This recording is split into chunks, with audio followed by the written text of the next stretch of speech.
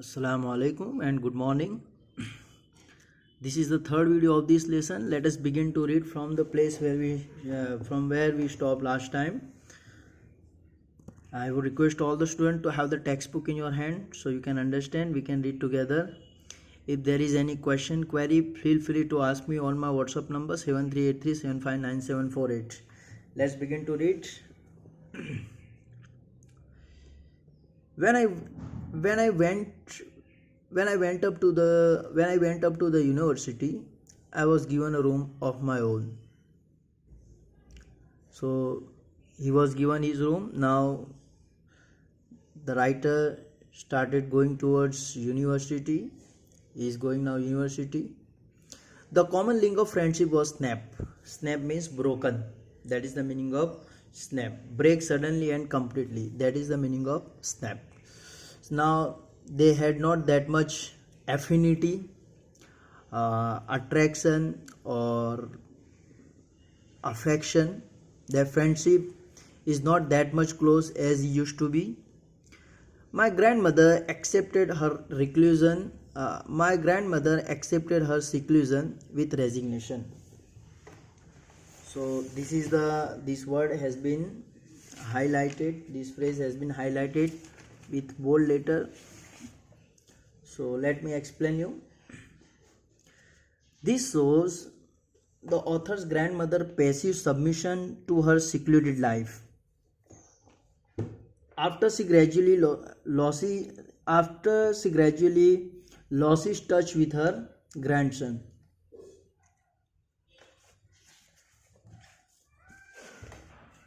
When the author was given a room of his own, the common link of friendship between the two was snapped. However, the grandmother accepted her fate without complaint. She rarely talked to anyone in the house and was busy spinning the wheel and reciting her prayer. Even she relaxed, it was to feed the sparrow. This is the explanation of this highlighted line, half line. Means seclusion means the state of being private and away from the people. Right? We do have seclusion during the month of Ramzan, last 10 days. That is known as etikaf. So here the word, my grandmother accepted her seclusion. Now she was all alone, living her life all alone, and she has accepted the circumstances with resignation. She had submitted. She rarely left her spinning wheel to talk to anyone. She used to keep herself busy in spinning the wheel. From sunrise to sunset, she sat by her wheel spinning and reciting prayer. So being a religious lady, she spent her maximum time in reciting the prayer. Yeah, the word spinning, wheel spinning wheel, a household machine with a wheel attached to it for spinning yarn. That is the meaning of wheel spinning. Okay. Let's see. Only in the afternoon I find it difficult to read because at one side I have put my mobile in a stable position and I find it difficult to read it. Let's see. Okay. She rarely left her spinning wheel to talk to anyone. From sunrise to sunset she sat by her wheel spinning and reciting prayers. Only in the afternoon she relaxed for a while to feed the sparrow. So she got free time only in the afternoon, and she got that she acquired peace of mind and heart, and she felt so relaxed while feeding the sparrows. While she sat in the veranda breaking the bread into little bits. So she used to she sat in the veranda breaking the bread into little bits. That is called crumbling the bread, and she used to feed them. She used to feed the sparrows or birds. As a result, what happened? While she sat in the veranda breaking the bread into the little bits, hundreds of little birds collected around her, creating a veritable means real. That is the meaning of used to describe something which is very interesting and unusual. That is the meaning of veritable. Okay.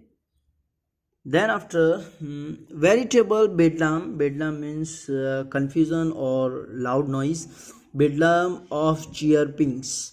It's not chirping, it's chirping.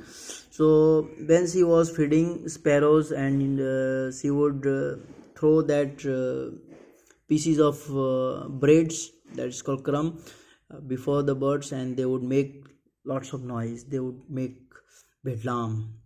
Some came and perched on her legs. Perch means sitting. Yes, some came and perched on her legs, others on her shoulders. Some even sat on her head. Oh, amazing. She smiled but never shoo them away. Yeah, we should not shoo birds away. Shoo means make person or animal go away by shouting or saying shoo. She was not doing that. It used to be the happiest half hour of the day for her, and she enjoyed feeding that. She enjoyed feeding birds, and this is how she was spending her whole day. Now let me explain you the entire paragraph in my way, without help of textbook. As the author went to university, he had a room of his own. The common link of the friendship with his grandmother that they had when they shared the same room was changed now, and thus, and his friendship with her ended. She became more private and spent her whole day spinning the wheel. From sunrise to sunset, she would sit and silently recite her prayer. In the afternoon, she used to feed sparrow in the veranda, and this is how she got relaxation of her heart and mind and soul. Breaking the bread into small pieces, she would feed the hundreds of birds. The birds would gather around her, some sat near her, some on her legs, some on her shoulder, and few on her head. She never shoo them, but always smiled. She was the happiest in that half an hour during the whole day, and this is how she was spending her whole day. This is I have explained you.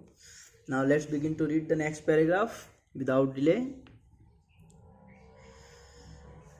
I have to adjust my textbook. Yes. Okay.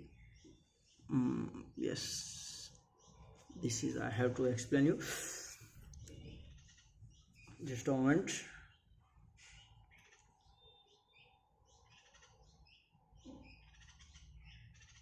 Okay. When I decided to go abroad for further studies, now the writer is now he is there deciding to go for further study in abroad. I was sure my grandmother would be upset because she was that much attached to him. She had that much love for him. She has that much affection for him. I would be away for 5 years, and he's there going for 5 years. And at her age, one could never tell. Yes, but my grandmother could. Oh, and she was not even sentimental. Sentimental means a feeling of nostalgia, sadness, or tenderness, an emotional feeling. That is the meaning of sentimental. So when the writer decided to go to abroad, she was not that much sentimental. She was not that much sad. She was not that much unhappy. She controlled her sentiments. She came to leave me at the railway station but did not talk or show any emotion. Yeah, she came to see him off at the station and did not show any emotion. Her lips moved in prayer and her mind was lost in prayer. She was there always praying. Her fingers were busy telling the beads of her rosary. Rosary means tasbih. So she used to recite beads. She always there counting beads. That is, she kissed my forehead. Oh yes, she showed her affection towards her grandson, and she kissed the forehead. And when I left, I cherished the moist imprint as perhaps the last sign of physical contact between us. And this was the last physical contact between them, and he still remember that his grandmother kissed on his forehead, and he still remember. Cherish means hold something dear, or to remember, or to love something. Moist means waste. Where is it? Imprint as perhaps the last sign of physical contact between This is how they got separated. But that was not so. After 5 years I came back home and we met by her at the station, and she did not look a day older.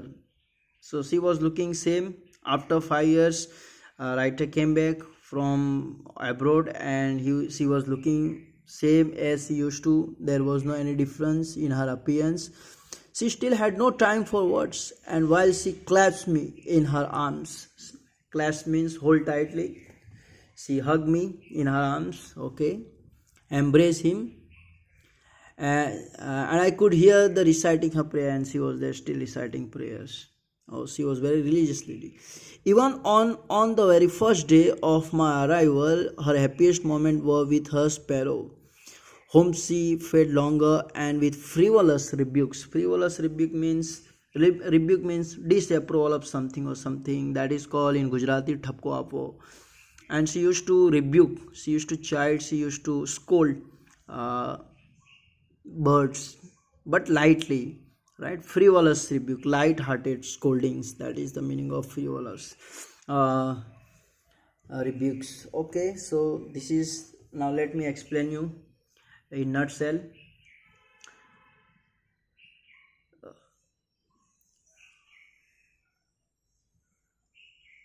Just a moment. Where is it?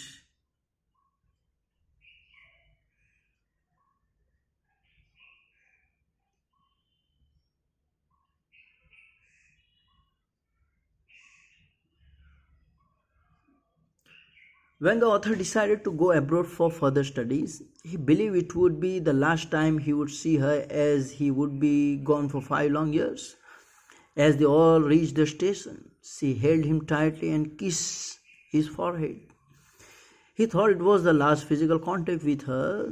The weight impression of her hand was dear to him. She was not sentimental at all.